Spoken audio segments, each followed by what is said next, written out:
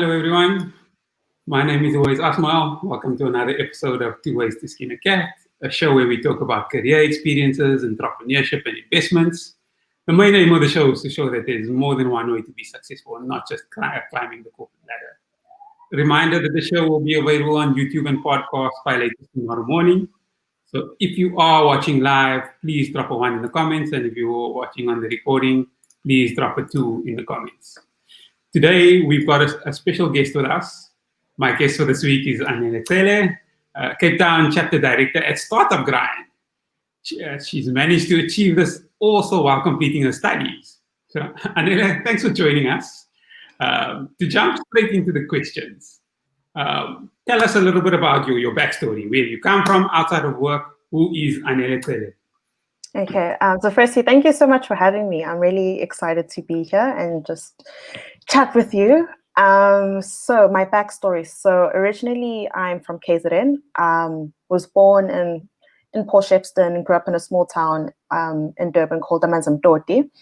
And then basically, I ended up in Cape Town because I came to study at UCT, the University of Cape Town, studying business science, majoring in information systems. So that's kind of my backstory. Yeah. And in terms of so you made it Cape Town. How did you get involved in Startup Grind? So the way I got involved in Startup Grind, so like growing up, I've always just been really curious and interested in entrepreneurship, but it never really escalated before I got to university. Then being in a university environment, so I'm referring to UCT because that's where I studied, but like you have such incredible minds in one space. Like every second person you bump into is just like disgustingly intelligent or brilliant, or they're onto something. So like at first it was very overwhelming, but coming from a small town and being around people who dreamt big, they did big things. Most people had their own startups, their own businesses that they were running. And a lot of them were very intriguing, which kind of like sparked my curiosity further outside of entrepreneurship, because I was interested in it more so like me starting maybe perhaps my own firm, consulting firm, something along those lines. And then the side of actually creating a product that got sparked when I got to university, and more so the side of innovating things. So being in that university space, a lot of brilliant people, just being in certain kinds of spaces, and then somehow from the people I'd love to be around just to discuss their businesses or their startups, I somehow found my way into the startup space. So then I found myself into Startup Grind, the Cape Town chapter. And then just from attending a couple events, it really helped, ignite it even further, because now not only was I around people in my age group who had similar interests and were doing great things, now I was around people of all age groups, different stages of funding or in their business. And it was really like, it was so incredible to be in that kind of space. And then ever since, I just read as much as I could, listened to as many podcasts as I could, read or watched as many things that I could, just to understand it further and just to, educate myself on it, because it's such an interesting space. And it's perhaps it's just me, but I don't think there's any other space that's as exciting as a startup space. Like there's so much happening in different ways that cater to different kinds of industries. And like, it's just, you won't run out of things to find interesting. Like you're constantly learning and absorbing. So yeah. And I mean, when I think about it, when I say Cape Town Chapter Director for Startup Grind, that sounds like a serious title. And I mean, you've taken over the role from Sandra Spini. I mean, those are some big shoes to fill. How has the new role been going?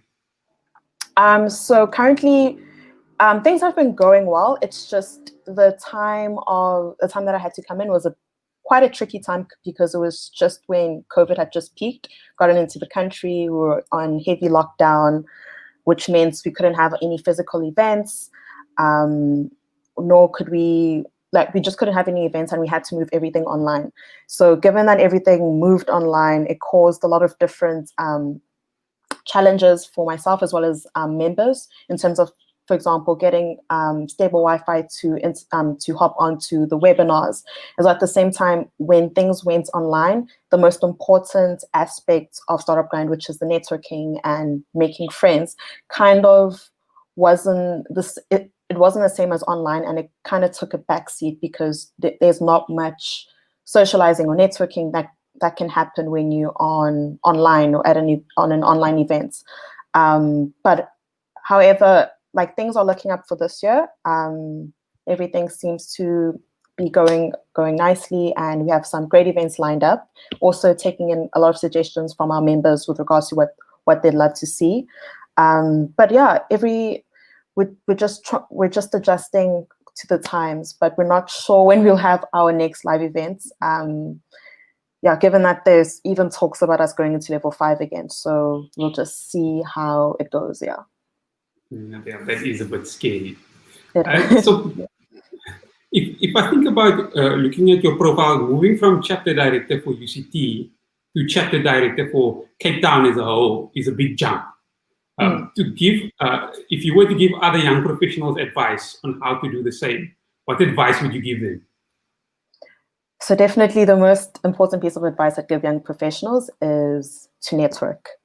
I never knew the power of networking up until last year when I started being involved in Startup Grind. But if you want, like, the best advice I can give you is that have your end goal, your vision, where you'd want to be, the kind of space you'd love to take up.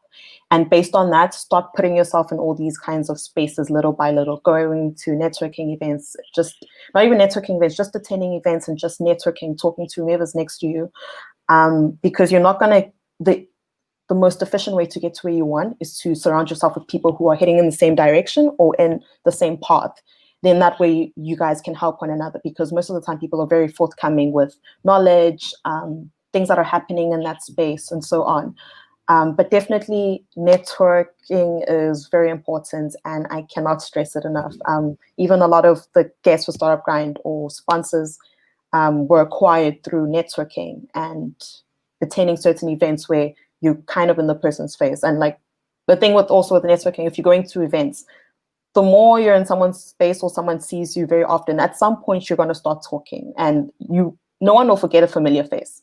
If you're always seeing someone, you won't forget them. So definitely it's very nerve-wracking.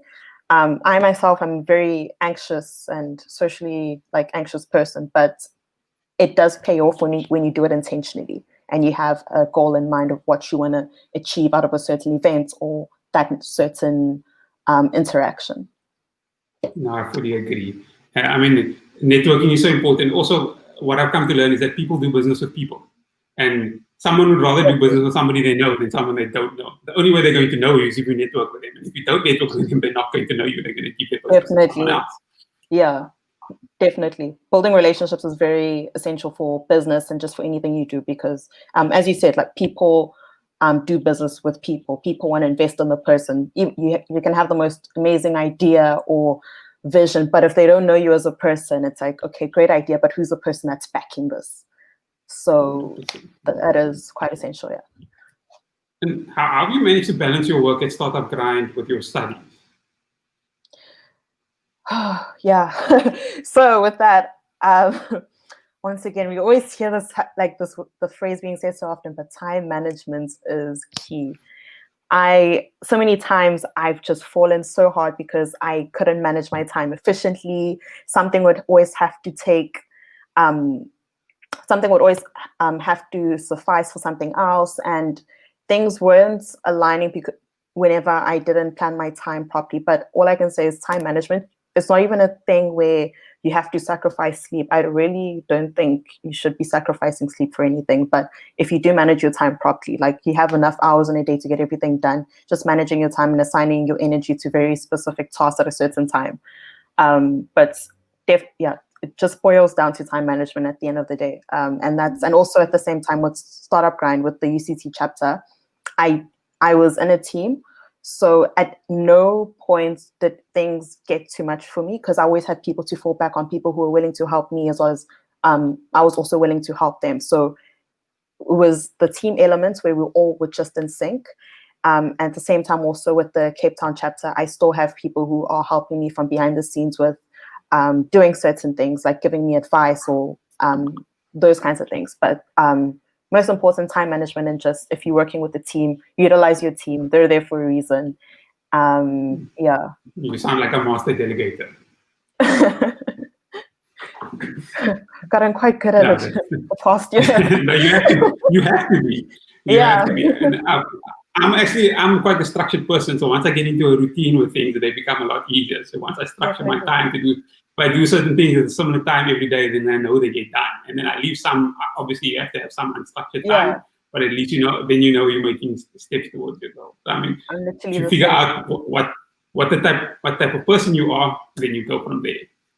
Just a reminder to those watching that we will be taking questions, or we will be responding to questions towards the end. So please add your questions now so that we don't miss them towards the end. Taking a bit of a shift from our current discussion, let's talk startups. We have some of the professionals watching who are considering starting their own businesses or starting their side hustles. What is your advice to them to get started? So the best advice that anyone could possibly offer you, so there's a cliche that's just get started, everything will go well from there. But for me personally, I think the best advice is to immerse yourself in a community of people who will push you towards getting started, because getting started isn't as easy as it seems. I feel like quite an essential step for a lot of people is to be amongst people who will actually motivate them or inspire them to actually get started. And once they get started, they'll constantly be motivated or inspired by people surrounding them to actually continue on with their venture, because people start with all this energy and then there's no motivation, no drive, and then it kind of dies out. So definitely find a community near you, whether it be a startup grind chapter or whatever entrepreneurial kind of community that's around you. Definitely surround yourself with that. Try meet up with as many, go to as many events as possible. Even befriend someone from those events and someone who's also along the same path as you, because now you have someone to talk to about all these things. And as I said, there is power in a community. It is quite deep, the impact that surrounding yourself with like-minded people can have on you and your mentality. Because I think mentality is quite a big thing, because it takes quite a lot to, say, assuming you have a full-time job, to kind of take a step back to focus on your business or your startup. So yes, find the right people to surround yourself with, and just, everything will work its way out from there. No, that's great advice. And staying on startups, the question always seems to come up: funding is an issue. What has been your experience of funding, and what advice do you have for those considering the different funding options? So I think the main problem with funding is that a lot of people seem to think they need funding to get started or to get started for their business to do well, but then a lot of people don't know what they'll do with the funding once it comes to them. So it's like you're asking for X amount of money. Once it's in your hand, what will you actually do with it? And a lot of people won't be able to answer that. The first thing they'll be thinking of is maybe salaries and getting an office space, but it's like, what is that actually going to something that's going to create value for your business? Is that going to your products or your first prototype? But I think, a lot of people seem to neglect that because there's a lot of hype or attention around getting funding, and people just like saying the word funding, let's get funding. But sounds sexy. It sounds amazing. But you can also you can get quite far by bootstrapping and generating and using the revenue you generate. You can get actually really far. So I think the essential is that when you're saying you want funding, first root down, once you get it, where you're going to allocate it to, and also where you're going to allocate it to, and is there really a need for it currently? Because also with funding, people assume they have to jump straight to VCs, and it's like there's so many different paths that you can take before you get there. You can go to angel investors who will be more hands-on with you running your business and day-to-day operations, even take up a mentorship role. But there's so many alternatives for funding. At the same time, you need to question, do you actually really, really need it at this point in your business? So and even can they show that there's going to be extra revenue generated from the funding? A lot of them don't even think that far. What's your model? What's your proof? And they need to put a little bit more thought into it. Yeah. And then maybe again, as chapter director for UCT and then chapter director for Cape Town, you must have seen a few interesting startups and a few interesting startup stories that have come across your desk. Is there any interesting story that comes to your mind that you can share with us? An industry story. Or interesting story. That one story that you every time you think of, or something you want to tell someone that this is I love telling the story, or the startup did this, and this. Does anything come to mind?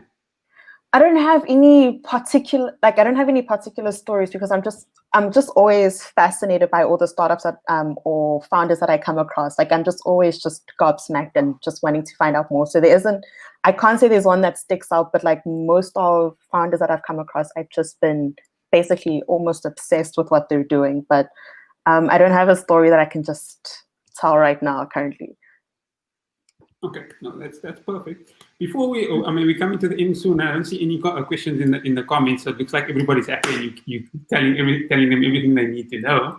But just in terms of the next startup grind sessions, what's next for you and startup grind? Is it virtual for the next year, or what are you guys thinking about, and what can the audience look out for? Okay, so given that we're still in the pandemic, still no vaccine in sight, we have put off we're going to have a live events for Jan, but that has been put off. It's just going to be virtual now because like everyone else, we're not sure where the economy is heading, given that we've been hearing rumors of a level 5 possibly pending. So our events will be online unless stipulated beforehand, which will probably say like a month in advance or like weeks in advance that we're actually going to have this live. But we want to have things online because we don't want to risk an outbreak in the venue or something like along those lines happening. So we're just trying to keep everyone safe. And we are making all the virtual talks will be free online for the next few months, just to make things accessible because the networking component has been eliminated. But definitely we encourage everyone to tune in. It's free, as well as also interact with our social media pages and just DM us if you have any suggestions for any talk or workshop that you'd like to have or hear of. But yeah, that's what we have currently for the year. Great. I'm just having a quick look at the questions. Nothing's come through, so we'll be wrapping up soon. Any last few words from your side, or anything that you want to discuss or you want the audience to know? So I don't have anything specific, but once again, I just want to stress the importance of immersing yourself in a community of like-minded individuals who are going down the same path. Whatever that community is, sign up, immerse yourself. And also, if you're into entrepreneurship or startups, definitely sign up for Startup Grind free membership.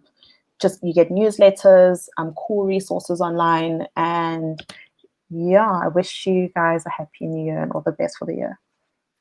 I'm going to steal one more minute of your time. I see We've got one question from Zimkita. She says, and it's at you. It says, Anele, I've come across a lot of entrepreneurs who have left corporate and they seem to think that when they are entrepreneurs, they need to discard all the corporate rules. No vision boards, no strategies. Do you have any thoughts on that? Yeah, so that is definitely a thing that I've seen. Also a very common misconception of people who don't want to go into corporate because they want to avoid the structure and the rules. So they think entrepreneurship isn't the same kind of structure, doesn't have the same rules. But I personally don't understand the logic because like all the lessons that you learn in corporate, from the structure, the rules, strategizing, are definitely essential for entrepreneurship.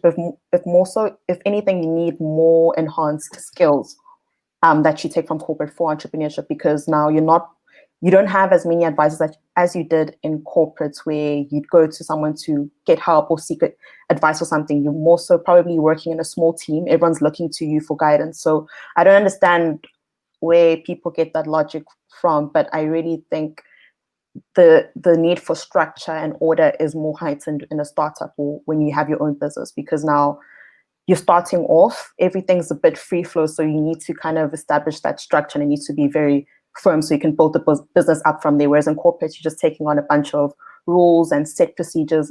Whereas startup, you're literally creating it from scratch. You're creating your own culture. When people walk in, they need something from that they can grasp on, so they can move on with it.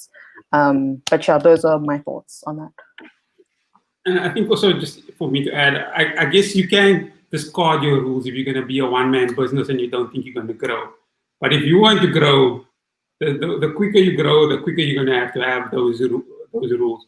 The startup can move a lot faster than things than a corporate can, which is a positive. But there definitely needs to be some sort of rules in place, especially when you're starting to employ a couple of people. And once it goes past you and it's like 5, 6 people, we need to have some rules in place. Yeah, and definitely, I think people also need to be very open to change and need to be able to adapt to change quickly, because as you said, like startups are constantly evolving. They won't be in the set state for like forever. So you need to constantly be able to change your rules, adapt to them, as well as ensure that the people who are working for you also adapt and change to it. Great, and I think we've answered Zimkita's other question as well. Thank you so much for joining me, Anele. And I know things are probably very hectic, especially with are we organizing an event or not. So thank you so much for your time, especially at the beginning of this month after the holiday. I really appreciate it, and you've added a lot of value. I think we'll probably chat soon. I'm sure how can people reach you? Is the Startup Grind Cape Town on Twitter or on LinkedIn? What's the best place that people get hold of you?